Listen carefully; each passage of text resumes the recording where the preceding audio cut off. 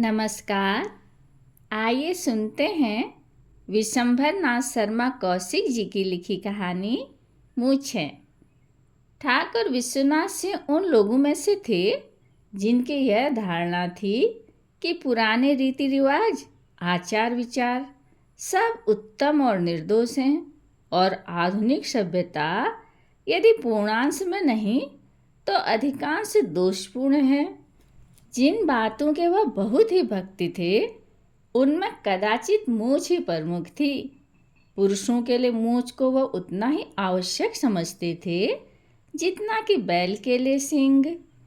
उनकी अपनी मूछें घनी, लंबी तथा नोकीली थीं। वह मूछों का लालन पालन भी बड़ी तत्परता के साथ किया करते थे। मूछों में तेल लगाना, कंघा करना उनका नित्य कर्म था। जब फुर्सत के समय अकेले बैठते थे तो मूछों पर हाथ फेरा करते थे और उन्हें मोड़ा करते थे। उनकी मूछ भक्ति देखकर गांव के वे लोग जिनसे उनका हंसी दिल लगी का रिश्ता था उन्हें छेड़ा करते थे। कोई उनकी पूंछ को बुलबुल का अड्डा कहता था, कोई कुत्ते की पूंछ से तुलना करता था, परंतु इस बातों का ठाकुर विश्वनाथ पर कोई प्रभाव न पड़ता था।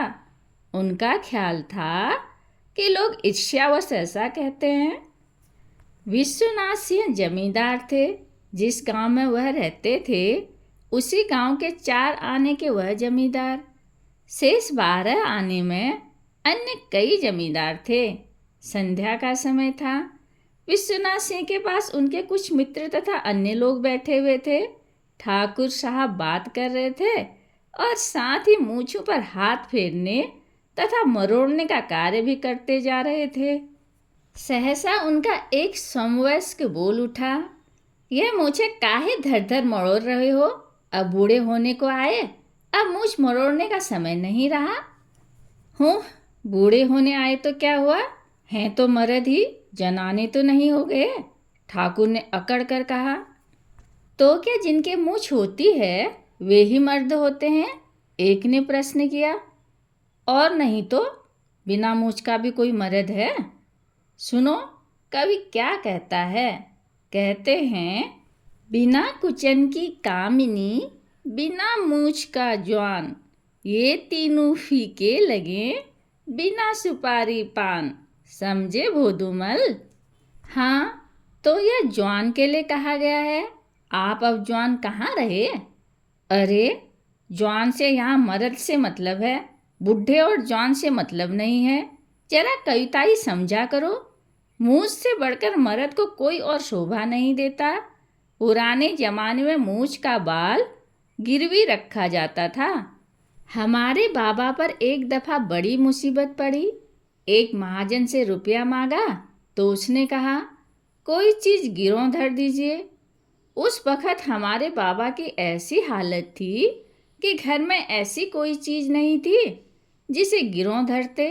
जेवर के नाम पर हमारी दादी के पास चांदी का छल्ला भी मौजूद नहीं था। जब महाजन को यह बात मालूम हुई तो बाबा से बोले, अच्छा, अपनी मूछ का बाल गिरों धर दीजिए। यह सुनकर बाबा आग हो गए और उसे खरी खोटी सुनाकर चले आए। सो पहले मूछ की ऐसी कदर थी। अब आजकल कहो तो पूरी मूछ मुड़ा के धर दें और 2-4 रुपये में। और अब मूछें हैं कहाँ? हमारी लड़काई में मूछें होती थी, एक से एक आला, तस्वीर की तरह देखा करो। जब से मूछें मुड़ाई जाने लगी तब से देश जनाना हो गया, मर्दानगी जाती रही। उनकी ये बातें सुनकर कुछ लोग हंसते थे, कुछ प्रभावित होते थे। उनका एक पुत्र 3rd ईयर में पढ़ता था, शहर में कॉलेज के बोर्डिंग हाउस में रहता था। वयस 20 वर्ष के लगभग थी। उसकी उगती हुई मूछों को देखकर ठाकुर साहब को बड़ी प्रसन्नता होती थी। वह उस दिन का स्वप्न देखा करते थे जबकि उनके पुत्र जगन्नाथ सिंह की मूछें भी उन्हीं की जैसी होंगी। जगन्नाथ सिंह छुट्टियों में घर आया करता था। एक बार जब वह घर आया तो ठाकुर विश्वनाथ सिंह को फिर पा गया कि जगन्नाथ के ओंठों पर उस्तरा फिरा हुआ है पहले तो उन्हें अपने नेत्रों पर विश्वास नहीं हुआ, परंतु ध्यानपूर्वक देखने पर उन्हें निश्चय हो गया कि मूछें मुड़ाई गई हैं। तो वह आपे से बाहर हो गए। वह बोले, क्यों रे जगन्नाथ, मूछें मुड़ा डाली क्या? जगन्नाथ बोला, मुड़ाई नहीं है, अपने हाथ से मुड़ी है। इतना सुनते ही ठाकुर साहब का हार्ट फेल होने लगा। अपना चित्त संभालने का प्रयास करते हुए उन्होंने कहा, मेरे जीते जी, अरे नालायक, मुझे जिंदा ही मारे डाल रहे हैं। तो इतना भी नहीं जानता कि जब तक माँ बाप जिंदा बैठे रहते हैं तब तक मूछें नहीं मुड़ाई जाती। यही तुम्हारी पढ़ाई लिखाई है? जगन्नाथ, ये सब पुराने विचार हैं। आजकल की सभ्यता में मूछें रखना व्यर्थ समझा जाता है। यह नई सभ्यता तो मर्दों को जनाना बनाकर छोड़ेगी। और तो कुछ रहा नहीं, एक मूछों की लाज बाकी थी, सो उसे भी तुम्हारे जैसे कुल कलंक खत्म किए दे रहे हैं। जगन्नाथ ने पिता को समझाने का प्रयत्न किया, पर उसके समझाने ने आग पर घी का काम किया। और देखो, यह लौंडा उल्टा मुझी को उल्लू बना रहा है। ठाकुर साहब ने इस घटना को इतना महत्व दिया कि उस दिन भोजन नहीं किया। जिन लोगों ने सुना और समझाने आए कि आजकल तो सभी मूछें मुड़ाने लगे हैं, लड़के ने मुड़ा डाली तो कौन बड़ा अपराध किया, उनको भी ठाकुर ने फटकारा। बोले, माँ बाप जिंदा और लड़का मूछें मुड़ाए घूमे, ऐसा अंधेर भी कभी सुना था? अरे मर्दानगी और शोभा गई चूल्हे भाड़ में। पर इस बात का तो विचार किया होता कि मेरे माँ बाप जिंदा बैठे हैं। लोगों ने जगन्नाथ से पूछा कि मूछें क्यों मुड़ने लगा। अपने बाप का स्वभाव जानबूझकर ऐसी गलती का काम किया। जगन्नाथ बोला, कॉलेज के हमारे साथी चिढ़ाते थे। एक दिन बाजार गए तो हमारे एक साथी ने उस्तरा लिया। छोटे से खूबसूरत बक्स में चमचमाता हुआ देखकर जी ललचा उठा। मैंने भी एक सेट ले लिया। जब खरीद लिया तो उसका व्यवहार भी आवश्यक हो गया। एक वृद्ध सज्जन बोले, यही तो बड़ी बुरी बात हुई है। उस तरह दुकान दुकान बिकने लगे, इससे और खराबी हो गई। उस तरह तो पहले भी बिकते थे, आकाश से थोड़ी ही बरसते थे। एक व्यक्ति बोला, गधे हो, पहले ऐसे उस्तरे थोड़ी ही बिकते थे कि अपने हाथ से बना लो। अब तो विलायत वालों ने ऐसे उस्तरे चला दिए कि एक बच्चा भी अपने आप बना ले। यही सारी खराबी की जड़ हो गई। ठाकुर विश्वनाथ ने ऐसा हो हल्ला मचाया कि जगन्नाथ सिंह तौबा बोल गया।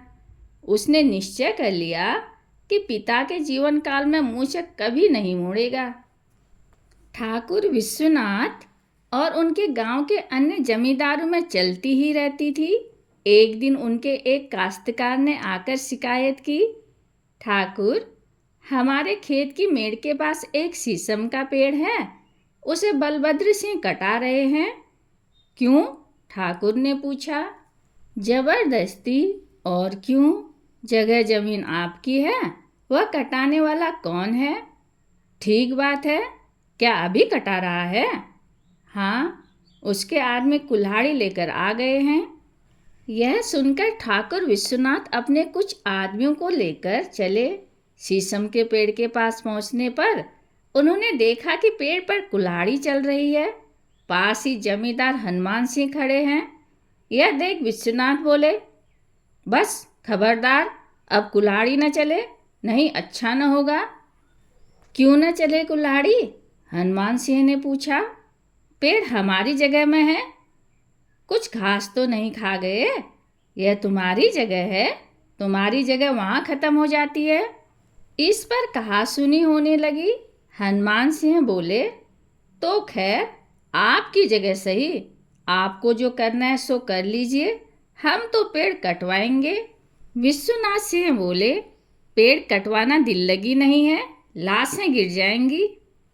अरे जाओ ठाकुर, बहुत बल्फो नहीं, नहीं तो ये गिलहरी की पूंछ जैसी मूछें उखड़वा ली जाएंगी। मेरा नाम हनुमान सिंह है।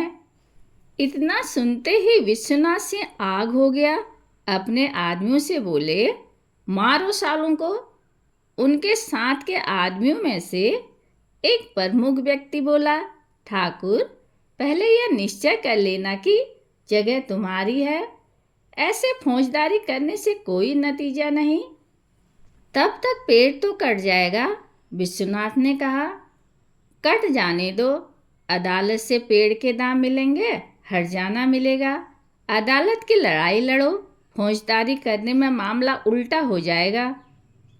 विश्वनाथ सिंह चुपचाप वहां से चले आए। दूसरे दिन लोगों को यह देखकर बड़ा आश्चर्य हुआ कि ठाकुर विश्वनाथ ने मूछें मुड़वा डाली। लोगों ने कारण पूछा तो ठाकुर बोले, अब मूछें रखने का धर्म नहीं रहा। हमारे मुंह पर हमारी मूछें उखड़वाने की बात कही गई और हम कुछ न कर सके। तब मूछें रखने से क्या फायदा? बिना सरदार की फौज कभी लड़ी है? हमारी देह में बल होता और हम लाठी चलाने लगते तो साथ वाले भी भिड़ जाते। जब हम ही कुछ नहीं कर सके तब साथ वाले क्या करते? जगन्नाथ ने मूछें मोड़ी थी तब तो उस बेचारे पर बहुत बिगड़े थे। अब उससे भी कह देंगे कि मूछों का जमाना नहीं रहा। यह कहकर ठाकुर ने मूछों पर हाथ फेरा। अब वहाँ क्या धरा है जो हाथ फेरते हो? आदत पड़ी हुई है, वह तो छूटते छूटते ही छूटेगी। यह कहते हुए ठाकुर की आंखों में आंसू छलछला आए। कहानी सुनने के लिए धन्यवाद।